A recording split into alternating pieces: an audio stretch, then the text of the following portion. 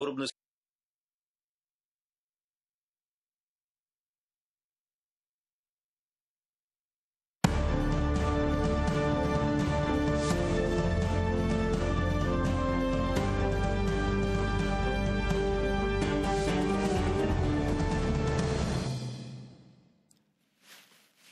Селам алейкум, хайрлы акшамлар, сайгыла ТР телеканалының телесерджілері. Студияда сізлер үшін мен Гүлсум Халилова чалшам ве Русияның Украинаға женг илян еткенінден бүгін 12-ші күн тола ве бізлер сізлерге сонки актуаль хаберлерінің Украина ичерісінде ве жебеде юзберген адиселерінің тариф етмеге девам етеміз. Мен хатырлатам ке бүгін бүтін Украина телеканаллары бірлештілер ве артық 12 күнден берлі бераберлікте яйынлар алып барамыз ве өлкемізде, мемлекетімізде олған сонки актуаль адиселерінің яйынларда Украинаның журналистлері ве алып барыжылары сізлер үшін тариф етелер. Бізде Қырым татар телеканалы оларақ күнде сонки адиселеріні Қырым татар тілінде тариф етеміз. Айны заманда түневінден башлап артық заман информацион программалары да яйынға чықалар ве ем Украин, емде Қырым татар тілінде сізлерге сонки актуаль адиселеріні заман информацион программасы черчевесінде мұхберлеріміз аңлатмаға девам ете. Біз ісе жанлы яйында яйынымызға қошылған ве бағланған мұсафирлеріміз, Қырым татар сетчілеріміз или сонки адиселеріні музакире етеміз. Шымды умумен алғанда бүгінке юзберген адиселер ақында лаф етежек олсақ, жебеде женг девам ете ве Русия, хусусан Украинаның пайтақты Киевның етрафында чатышмаларыны девам еттіреве Киевны алмақ үшін елінден келген құветлеріні сарф етмеге девам ете. Ама айны заманда Украина силалы құветлері Ирпень, Гастомель, Бучия бөлгелерінде, яғни бұл шерлерде душманны пүскіртмек ве кері чекілмелері үшін зорламақ үшін елінден келгендеріні япалар ве ғайет муафақиетлерлер бұл меселеде. Айны заманда Украинаның дегер балабан шерлері, хусусан Сумы, Харьков, Мариуполь, Херсон бөлгелерінде де, ве хусусан Миколаев бөлгелерінде де чатышмалар девам ете. Рус ишғалчылары бұл шерлерінен бомбардыман етмеген девам етелер, яғни қарадан топрақтан бұл топрақларыны алып оламадылар. Украина силалы құветлері или қиясланамас күч олғаны себебінден Украина тарафындан елбетті кешімді ерден алып оламадылар. Аванен, фюзелерінен бұл шерлерімізге ұжым етелер ве бойлеже шерні ерле бір етіп шерге кірмеге істейлер. Ама бұл меселеде биле Украинаның ава сауынма системлері, Русияның ава сауынма системлері или қиясланғаны вақыт зайыпча қалса біле, кенеде не Харьков, не Сумы, не Чернигов, не Миколаев, не де Мелитополь шерлеріні алып оламайлар. Айны заманда бүгін музакерлерінің 3-ші раунды башлады деп айтмаға мүмкін. Шымды бұл музакерлер девам ете, малым олғаны ки бұл саваж башланғанынан соңра артық 3 дефа, бүгінки 3-ші дефа бұл музакерлер алып барыла ве музакере етілген суалер сырасында бұл базы шерлерде, қасаба ве көйлерде ешіл коридорның açılması, зира базы бөлгелерде, хусусан Мариуполь бөлгесінде böyle insan felaketi böyle mevcut ne yazık ki ve bazı yerlerde tahliye meseleleri böyle Rus işgalcileri ateşkesini bu rejimge uymağanlara sebebinden yapmak imkanları olmay. Şimdi bu son hadiselerini Milli Meclis Reisimiz Rifat Ağa Çubarov'dan laf ettiğimiz o bize canlı bağda. Rifat Ağa, selamun aleyküm, hayırlı akşamlar. Hayırlı akşamlar. Endiki söylediğiniz gibi 12. gün cenkete ama insanlarımız sağ olan insanlarımızga hayırlı akşamlar. Bizim bugün bir soydaşımız cebede öldürüldü. Karaman bir Umer arkadaşımız. Onun yakınlarına, akrabalarına emir Allah başları sağ olsun. Milletimizin başı da sağ olsun. Allah rahmet eylesin, mekanı cennet olsun. Rifat Ağa, şunu soracak edim sizden, yani şunun başlayık sübetimizni. Şimdi muzakereler alıp barıla. Belarus'ta Ukraina ve Rusya eyetleri şimdi masa başına oturdular ve laf ettiler. 3. defa artık bu muzakereler ola. Sizin aslında bu muzakerelerden bir beklentileriniz var mı? Aslında Rusya ve Ukrayna'nın talapları bu masada nedeni var ettir? eğer böyle neticelere gelmeye yok. Benim öyle hiçbir türlü ümitlerim yok ama böyle konuşurlar işte iki tarafın pozisyonlarını anlata ve biz bildiğimize göre Rusya'nın pozisyonunda hiçbir türlü böyle büyük değişmeler yok. Eğer evvelde 4 şartları olmuş olsaydı şimdi 3 şartları. Birincisi Ukrayna Kırım Yarımadası'nı Rusya bölgesi olarak tanıyışı gerek. Ukrayna bu Donetsk ve Lugansk sözden cumhuriyetleri bağımsız tanışı gerek ve NATO üyesi olmamak. İşte bu şartları bugün Rusya Cumhurbaşkanı'nın sözcüsü Peskov gene de bir kere seslendirdi. Evvelde 4. şart da var idi, denazifikasya. İşte Ukrayna'nın vatansever devleti korçalayan kişileri onların temizlemeyi istediler. Şimdi bu şart yoktur. Dersin ki onlar bunu yerine getirgen gibi göstermeye istiyorlar. Ama siz söylediğiniz gibi son ki bana bu 5-6 günler devamında Rusya böyle hiçbir türlü o ileriye hiçbir türlü böyle adım bile yapmadı. Şimdi böyle devam etken cenk Rusya'nın durumunu daha çok çöke. Rusya şimdi ucunga kete. Ama bu müzakerelerini koz önünde tutacak olsak, öyle olsa aslında manası var mıdır? Zira Rusya'nın seslendirgen taleplerini Ukrayna asla hiçbir şekilde yerine getirip olmaz. Zira bu aslında Ukrayna müstakilliğinin yok olması anlamına gelecektir. Yani onlar tamamen Ukrayna'nı özünün güdümü altına almaya istiyorlar. Yani aslında öyle olsa var mı manası bunların laf etmeye? Hatta ateşkes ile bağlı bile anlaşmalar yapılamay. Çünkü Rusya bu ateşkes boza hem Mariupol'de hem İrpin'de misal olarak. İşte Rusya'nın taktikası bu. Bir taraftan oturuyor masada konuşayık, ikinci taraftan da ateşten toktamay. Çünkü işte kendisinin pozisyonlarını güçlendirmeye tırışa ve aynı zamanda da çok büyük provokasyonlar yapa. Ben misal için Tunev'in o Moskova'da söylediklerini biraz dinledim. De ki işte bana Mariupol'de misal için Kharkiv şehrinde 6.000 yabancılar vokzalda Ukraynalılar olarak trenlerge minmege vermeyler. Onları maksud orada yasak gibi, yasak gibi orada tutalar. O kadar yalanlar bu Moskova tarafından söylene de. Ama gene de işte böyle konuşuyorlar. Şimdi bu konuşmalar bilesiniz illa bir vakit endi böyle müzakereye geçecek. Ne zaman geçecek? İşte Rusya askeri tarafından çok yaxşı edip urulsa, Rusya'nın durumu daha çok zorlaşsa o vakit. Çünkü eğer Rusya böyle galebe kazanmaya ümidi böyle olsa o vakit onlar müzakereye geçmeyecekler. Rusya'nın taktikası böyle. Benimce şimdi 10. Mart'ta eğer yanlışmasam Ankara'da, Türkiye'nin başkentinde Ankara'da şimdi 3 dış iş bakanları konuşacak. Kuleba, Mevlüt Çavuşoğlu, Dmitri Kuleba, Mevlüt Çavuşoğlu ve Rusya'nınki Lavrov.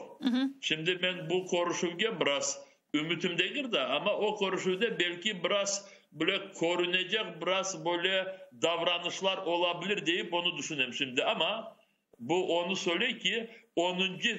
Mart kaçacak bugün 7. Mart 3 gün arasında burada savaşta cenkte durum çok zorlaşabilir.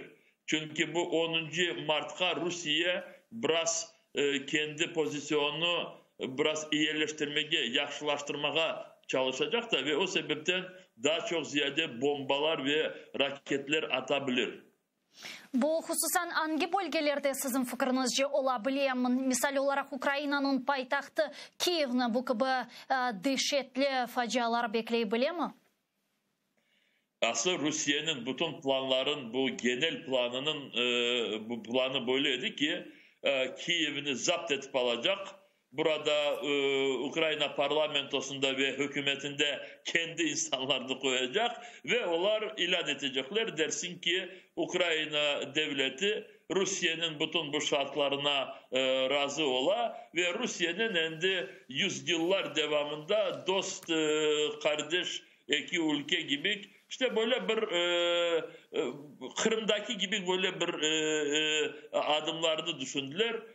Ama olmadı. Hiç olmadı ve ama da bu kendilerinin planlarından vazgeçmediler onlar. TÜNEV'in bilirsiniz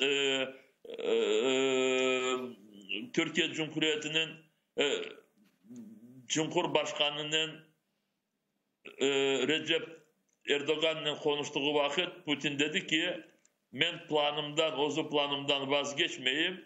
Ukrayna bizim şartlarımıza boysunmayınca biz ateşlerimizi toktatmayacak deyip böyle dün söylemişti ve aynı fikrini Fransızların Cumhurbaşkanı Macron'a da söyledi.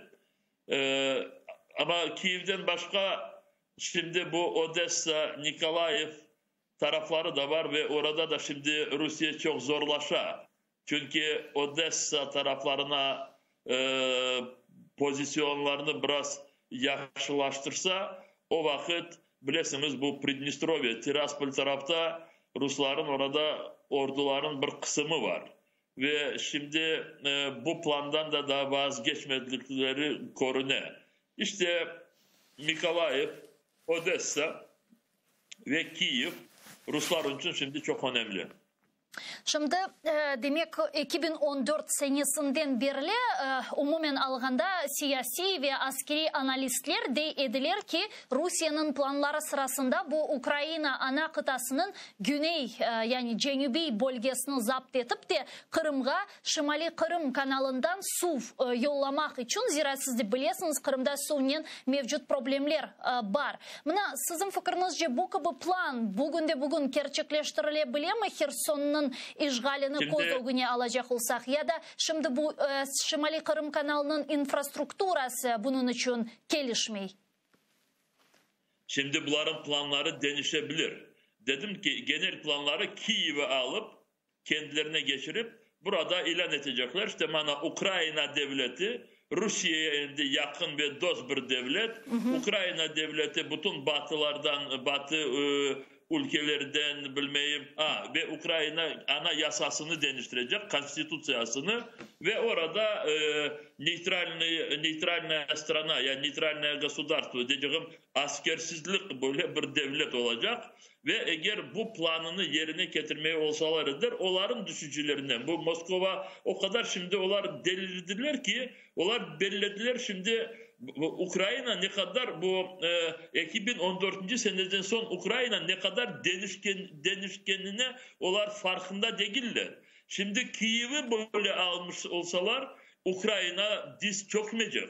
Ve buradaki toplum, buradaki vatandaşlar, buradaki ordu cenkini toktatmayacak. Çünkü gelmişler topraklarını basıp aldılar ve Rusları buradan kumayınca burada birisi silahını yerge bırakmayacak. Ama bunlar böyle düşündüler. İşte bana Kiev'de ilan edecekler. Son bütün bu siz de söylediğiniz gibi güney tarafı, bütün bu Çernigiv tarafları Beyaz Rusya yiyecek. İşte batıda 2-3 vilayet kalacak. Ternopol, Lvov, Ivano-Frankovsk. İşte Ukrayna'dan bir küçük bir kısım kalacak. Şimdi bunlar bunu becermedikleri sebebinden ama da Kiev'den vazgeçmediler. Daha devam edecekler, daha davranacaklar. Ama aynı zamanda siz söylediğiniz plan, bu 2014. senedeki plan, işte bu Kherson, Zaporojye, Berdyansk o taraflarını, Berdyansk'da gelmişti bu Zaporojye vilayetindeki şehir Azov denizine yakın ve Odessa taraflarına eğer becerseler, onlar da orada bu elektrik sentral Energodar'da işte bu Ukrayinska, Zaporojska atomlu elektrostansiya ve söylediğimiz gibi bu Novaya Kakhovka'da orada Dnipro'dan su Kırım'a yollaması. Bu onların eğer Kiev'i basıp almaya olmasalar bu planı onlar mutlak yerine getirmeye düşünürler. Ama benimce birinci planları da ikinci planları da birisi olmayacak. Çünkü her gün Rusya'nın pozisyonu düşüre ve Ukrayna ordusu ve Ukrayna toplumu güçlenen. Şimdi kanalı kollarına aldılar ama bugün kanal onların kollarında. İsteseler oradaki dambalarını açabilirler ve su ketebilir. Ama suya ketmeye yer yok. O kanal 8 sene devamında o kadar çok berbat oldu ki şimdi Allah göstermesin eğer suyu açsalar o su bu bizim çöl taraflarının her bir yerlerine basıp çıkacak. O su beklediği yerlerine varıp çıkmayacak. Çünkü kanalı çok gerçekten böyle ya da yeniden orada bakmaya gerek ya da büyük remontlar yapmaya gerek, tamir yapmaya gerek. Yani teknik olarak aslında bu imkansız değilsiniz. Ya, evet. Ya, mına da şunu soracak edim. Yani eğer ki bugün bu çatışmalarga cebede olgan hadislerge bakacak olsak, Rusya'nın bu 10 yıllarca yapkan, sanki dersin Rusya ordusunun modernize etilgeni, Rusya ordusunun çok güçlü olganı, Rusya istese bir topraklarını tez 2 gün 96 saat içerisinde alabileceği ile bağlı yapılgan 10 yıllarca teşvikat bugün Ukrayna'nın küçük koy ve kasabalarında kırıldı deyip aytmağa mümkün müdür? Şimdi elbette belki de onlar da bütün kollarında olan bu silahlarını Rusya'nın söylemeye isteyeyim ki Rusya'nın da çok büyük güçleri var. Ama siz söylediğiniz gibi dünyanın sonki senedeki korkutkan silahları yeterli değil. İnsanlarımız şimdi hatırlasalar bir sene 2 sene evvelsi Putin böyle multfilm gibi videoları bakıp işte böyle raketleri var, öyle raketleri var. Hepsi sözden. Rusya çok hırsızlık bir devlet ve nasıl her bir yönelişte devlet tarafından sımarışlar olan yerde paralar hırslana, aynı askerlikte de paralar öyle hırslana ve onlar çok bu kendi ordularını moderne yapmak için ya da yanı silahlarını fabrikalardan çıkarmak için ayrılgan milyarlar yarısı yerine varıp çıkmadı. Şimdi işte onun neticelerini görürler. Yani aslında böyle paradoksal bir hadise, ironik hatta bir hadise yüz verdi. İlk defa bu kleptokratiya, bu korrupsiya insanlıkını kurtarabilecek demek anlamına geliyor, değil mi? Şimdi bilirsiniz böyle demokrasi ya da adaletsizlik bir devlette şimdi Rusya'da adalet diye şey yok da devletin çalışmalarında ve böyle iktidar saylavlardan denişmegen bir devlette elbette çalışmalar da yaxşı gitmez. Ve bu bazıları deyirler ki işte bir padişah olsaydı da o padişah da akıllı olsaydı da işte öyle çok uzatmaya mümkün. Bir padişah 20 sene olduğu vakit böyle büyük devlette çok zorluklar olar. İşte şimdi Putin'in başına geldi ama burada başka bir sebep de var ve bunu açıklamaya, açık söylemeye gerek. Elbette Ukrayna çok trene, askerler, toplum, insanlar burada görsem şimdi ben bugün şehirde bazı varacak yerlerim var idi, şehirde çok oldum. Bu blok postlarda topladım insanları. Vay Allah bugün öyle bir şey oldu. Şimdi hatırladım da bağışlayınız. Şimdi bilesiniz bir blokta bizi toktattılar çünkü her bir maçlarını toktatalar. Kiev şimdi kendisini böyle korçalamaya her bir yerde hazır. Ve bir blokta toktattılar. Ben de kendi tarafından pencereni açtım. Bu taraftan şoför oturar, bu taraftan ben oturar. Son Доброго dня desem Selam aleyküm Refat Ağa diye birisi. Selam aleyküm. Sen kimsin? Adını söyledi bana. Kırım Tatarı. İşte askerlikte burada Bugün ona da böyle aslında beklemedim. Yok, bizimkileri var burada. Kiev'de varlar, sağ olsunlar, askerlikte varlar, her bir yerde varlar. Ama işte bu sokakta şimdi bunu gördüm. Ama işte söylemeyi istedim. Her bir taraftan Kiev şimdi böyle atakka hazır ve benimce Rusların bunda hiçbir şansları yoktur. Ama çok da zarar, çok insanların hayatlarını alıp gidebilirler. Çok insanlarını da öldürebilirler. Buna Ruslar hazırlar. Şimdi biz bugün bu Kiev'in ateş açılgan yerlerine varıp biraz oralara yakınlaştık.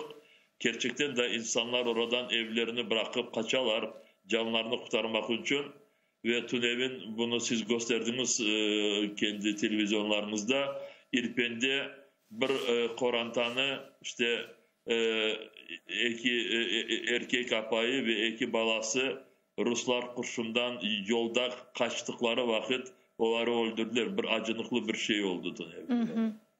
Ne yazık ki böyle hadiseler ola devam ete. Ya mına şunu da soracaktım. Tahliye meselesi hususan Kırım Tatarlarının tahliye meselesi Kiev bölgesinden olsun ya da ciddi çatışmalarının olgan bölgelerinde faaliyetler alıp barıla mı? Mına Milli Meclisimiz bu mesele yönelişinde hangi bir hareketlerini alıp bara? Şimdi biz birinciden bu kadınları ve balalarını saklamak için, korçalamak için ve onlara böyle bir güvenlik olgan yerlerge onları yerleştirmeye, onlara o yerlerge varmağa ve o yerlerde yerleşmeye yardımcı olmaya çalıştık. Burada hiçbir türlü gizli şeyler yoktur. Kiev'de, Lvov'da büyük bir koordine merkezi orada yasadık. Aynı zamanda bütün diasporalarımızdan bağımız var. Gece gündüz orada gruplar kuruldu. WhatsApp'ta, Facebook'ta insanlar birbirlerinden işte bağlanırlar ve birbirlerine yardımcı olmaya tırışıyorlar. Bazı çok insanlarımız bu batı taraflarına işte Lvov, Ivano-Frankivsk taraflarına kendileri yollardan çıktılar. Çünkü Odessa taraftan, bu Kharkiv taraftan insanlar, orada yaşayan insanlarımız ve tek Kırım Tatarları değil, Kırımlılar işte orada Ukraynalılar da varlar ama Kırım'dan bu 2014'ten sonra çıkmaya mecbur olan kişileri. Şimdi aşağı yukarı bugün de rakamlar gelmedi ama aşağı yukarı bizler önde bir 700'den ziyade belki 800'den ziyade şimdi arkadaşlar hesabını verirler. Ben bir yanlış söylemeyeyim de tek bizim koordine merkezimizden biz insanlarımızı Türkiye'ye yolladık. Çünkü burada Lvov'da yaşamak ya da korantalarına bakmak böyle çareleri yoktur.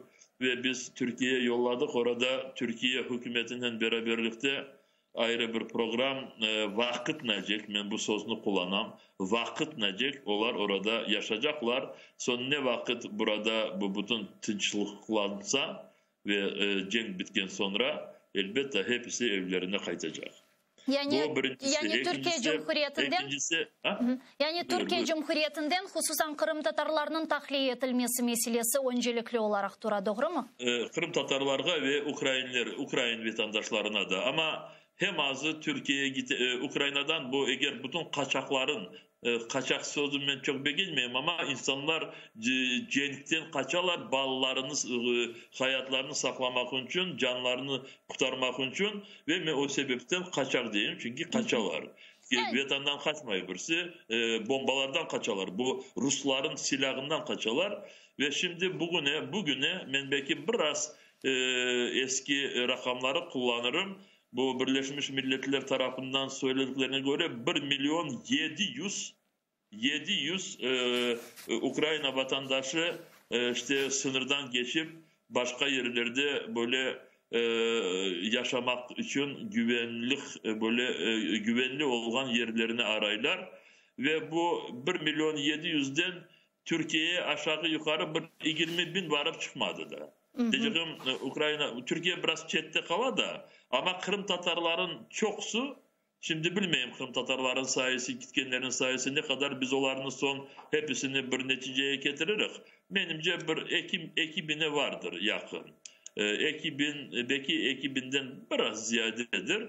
Kırım Tatarların çoksu Türkiye'ye varıp çıkar. Çünkü orada bizler yardım ettiğimiz için oradaki derneklerimiz ve orada dil, din hepsi yakın. O sebepten bizlere bu biraz uygun geliyor. Aynı zamanda Kırım Tatar Milli Meclisi Cenk'te olan semeddeşlerimizden de bağ tutmaya tırışıyıq ve onların da çeşitli türlü ihtiyaçları var. Ama birinciden hepsi Cenk'te olan kişilerimiz işte korantalarını bizge böyle buyuralar, korantalarına böyle zor olan yerlerden ya da kalabalık olan yerlerden onlardan almasını işte bundan da uğraşıyor, eğer doğrusunu söylesem. Ve aynı zamanda Kırım içerisinden de birkaç suallarım olacak. Çünkü biz de bazı haberlerini alamız işgal edilgen Kırım'da bir telaş olğanı hakkında vatandaşlarımız bizlerge ayta olsun işte gıda malzemelerini satın almak gibi tuz, şeker ve ilahri hastahanelerde vaziyetinin ağır olğanı hakkında haberlerde kere. Buna sizin malumatlarınızga koruya, sizin alğan bilgilerinizge koruya katende mi bugün işgal edilgen Kırım'da buna vatandaşlar sırasında bir telaş mevcut? Şimdi oradaki insanlar da çok farklı da eğer umumi alsak böyle bu 2014. senesi böyle kabarıp meydanlarda Rusya bayraklarını kotarıp böyle sekirgen kişiler şimdi hepsileri ağızlarını kapattılar, gözlerini böyle ayak dibine bakarlar toprakta ve böyle rahatsız olanları duyuyorlar. Bana bu arkadaşımız Tünev'in öyle anlattı. Dedi ki Refat Ağa dedi çüraylarına bakılmayı dedi. Çünkü dedi ağızlarını o kadar kapattılar ve dillerini de bir yere tıkıp orada sustular diye böyle bana anlattı. Ama böyle çok daha kabargan söyleri de varlar. Orada işte bana biz galebe kazanacak, biz Ukrayna'daki oradaki insanları faşistlerden kurtaracak, yarın bir gün Ukrayna'nın birleşecek. Böyle söyleri de var ve böyle söylerinden biraz dikkat olmaya gerek de provokasyonlar olmasın. Şimdi bizim oradaki insanlarımız için hem önemlisi bakınız bu savaşın sonunda Ukrayna kazanacak. Ve elbette kazandığından Kırım'da da Ukrayna devletinin bütün kanunları oraya kayıtıp gelecek. Kırım'ın geleceği Kırım Tatar milletinin geleceğinden bağlı. Biz vatanımızdan, biz de gelin bu Kırım'ın dışarında olan kişilerimiz, biz şimdi vatanımıza, toprağımıza her bir yönelişten yakınlaşkan gibi. Bazı arkadaşlarımızın bir kısmı savaştalar, cenkte, silah alıp Ukrayna'yı korçalaylar. Diğer arkadaşlarımız bu Kiev ve diğer şehirlerde teritorial barona bu savunma kuruluşlarda şimdi onlar da hazırlar eğer yarın bir gün buraya düşmanlar gelse. Siyasetçilerimiz Kırım Tatar Milli Meclis azaları, ATR televizyonumuz kendi çalışmalarını tırışa devam etmeye. İşte bunu hepimiz yapkanımızı Kırım'a yakınlaştığımız böyle belki fizik değil de ama yarın bir gün fizik de olacak. Diyeceğim kilometre olarak yakınlaşacak. Şimdi biz bütün bu duygularımızla, planlarımızla, yapacaklarımızla biz Kırım'ı şimdi dersin ki böyle sarıp almakta çünkü Ukrayna'nın sınırlarına cenk Kırım'da başlandı. Rusya tarafından cenk ve Rusya bu cenkin sonu Kırım'ın kayıtışından bağlı olacağı şimdi hepsine burada biline. Bu sebepten çok büyük benim ricam var.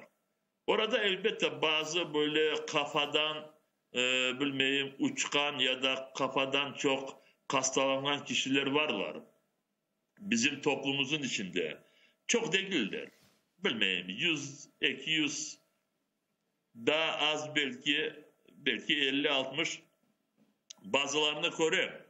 işte bizim Rusya prezidenti Putin'in taraftarı olarak biz bu cenke kol tutamız deyip öyle olmayacak kabarı böyle kendilerini gösterirler. Bu çok büyük aptallık. Ama bu insanlar kendilerine böyle karar aldılar. Yani kendilerinin geleceğini onlar kendileri düşünsünler. Biz ise, biz de gene, bizler, sizler, hepimiz milletimizin geleceğini düşüneyiz.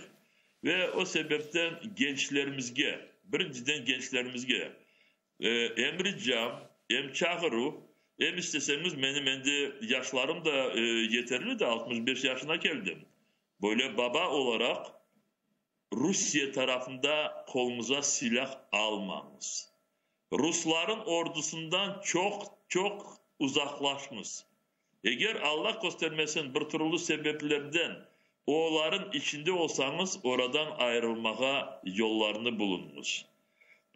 Manalarını tapınız. Rusya'nın ordusuna olmanız. Onların silahlarını almamız. Ve ana babalarga da ayrıca ricam ballarınıza sahip çıkınız. Ballarınız eğer bir şeyleri anlamayan gibi olsa siz onlara mutlak bularını anlatınız. Yarın bir gün diyeyim ki şimdi bu mesele değil. Ukrayna kazanacak da onun için Ukrayna'ya karşı yok. Biz millet olarak biz her vakit adalet tarafında. Rusya olan yerlerde, Rusya yapkan yerlerde adaletlik yok. Biz adaletini kabul etken, biz adalet yolundan her vakit yürüyen milletimiz. O sebepten şimdi adalet Ukrayna tarafında, adalet dünya tarafında. Cinayet devlet olan tek Rusya. Bu cinayet devletin tarafında Allah göstermesin de hiçbir Kırım Tatarı olmasın.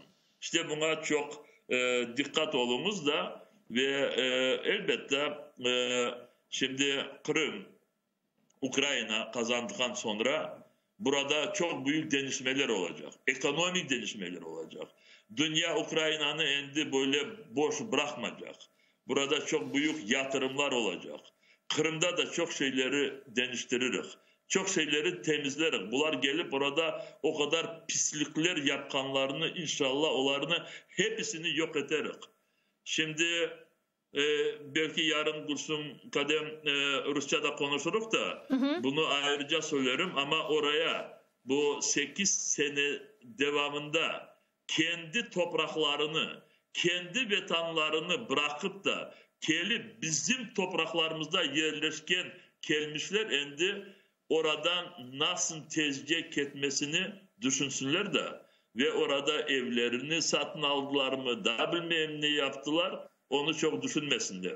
Kırım'dan tez ayaklarının beraber oradan gitmesine onu düşünsünler ama onları belki biz yarın onların dilinde anlatırız. İşte bunlarını mutlak oradaki insanlarımız çok düşünsün. Çünkü bu çok uzatılmayacak. Bu yakın zamanlarda olacak.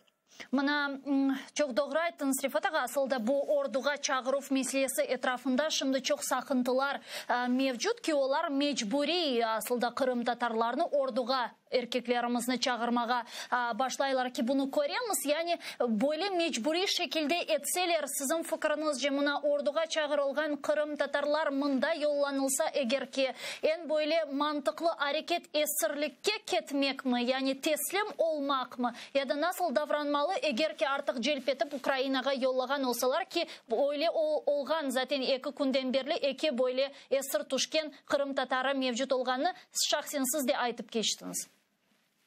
Şimdi birinciden çok dikkat olsunlar da çünkü hepsi duyar. Yarın bir gün voyenkomata çağırabilirler.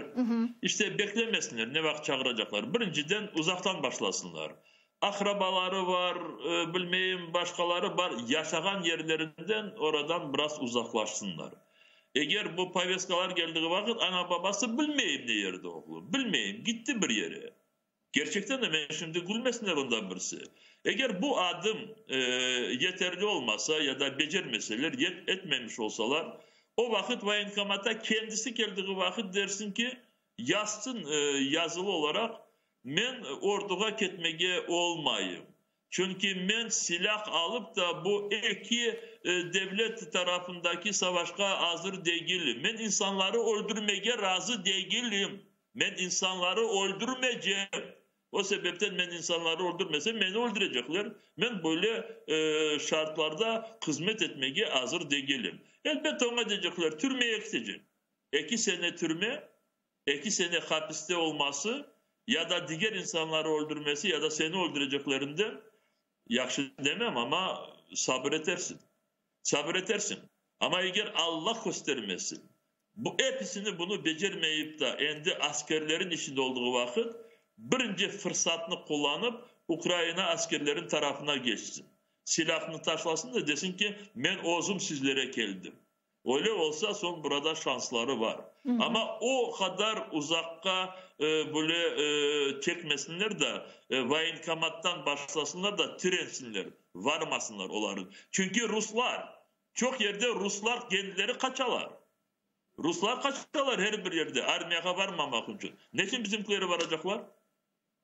Ki bu bizimkilerin savaşı değil zaten. Ve son olarak Kırım yekünlemegi isterdim. Yani mümkün müdür bugün böyle aytmağa ki Ukrayna'nın territorial bütünlüğünün gayrıdan tıklanılması ve galibesinin noktası Kırım'da koyulacağına?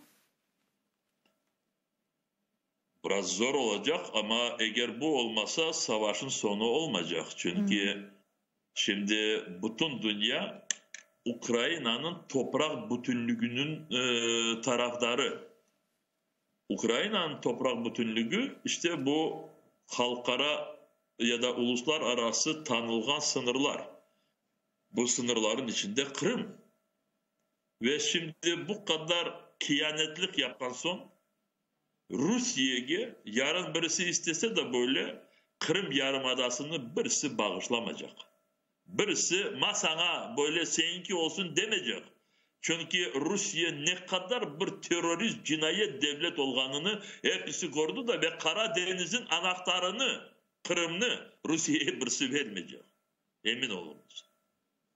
Çok sağ olunuz Rifat Ağa. Büyük teşekkürler. Umut etemiz ki nefbetteki yayınlarımızda artık hem Ukrayna hem Rus tilinde de alıp bararmız. Bizlerini seyretken Ukrayna vatandaşları da aytkanlarınızı dinler eşitir. Çok sağ olunuz. Teşekkürler. Siz de çok sağ olunuz da Allah hepimizi korusun. Amin. Milli Meclis Reisi ve bütün Dünya Kırım Tatarları Kongresi'nin prezidenti Rifat Çubayarov bize canlı bağda edi. Saygılı arkadaşlar, biz sizlerinin sağlıklaşmayıq TR telekanalının yayınında bütün Ukrayna telekanallarının birleşip de yapkan mahsus yayını devam eteyim. Rusya'nın Ukrayna'ga savaş açkanından men hatırlatam ki bugün 12 gün toldu ve Rusya'nın Ukrayna'nı 2 gün içerisinde alacak degen teşvikatlarının Ukrayna'nın Kiev, Harkiv, Mariupol, Melitopol ve de birçok diğer sokaklarında kırılganını görüyoruz. Umut etemiz ki Ukrayna zafer kazanacak, işgalciler ve tecavüzcü devlet mağlubiyetke uğrayacak ve biz çok vakit geçmezden nöbetdeki yayınlarımızı artık serbest, özgür Kırım'da yapacağımız. Görüşkence.